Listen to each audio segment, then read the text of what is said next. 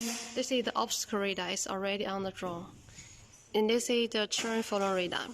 Fix the radar on this plate with 4 screws.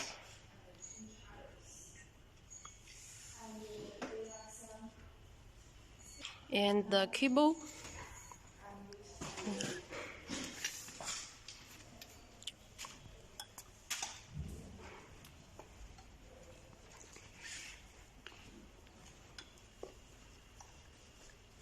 connect to the CAN hub. Go through this hole.